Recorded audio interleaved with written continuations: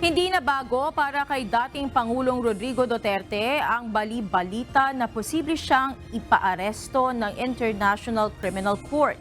Ayon kay Senator Christopher Bongo na kilalang malapit sa dating Pangulo, walang nagbago sa pagkilos si Duterte at nananatili pa rin anyang haka-haka ang umano'y paglalabas ng arrest warrant.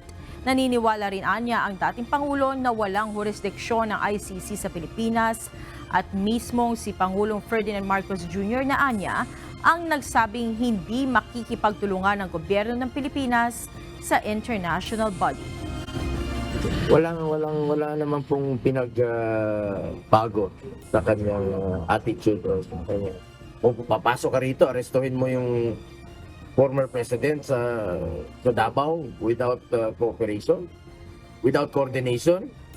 May pagulo yun. Paparesto ba naman yun si president?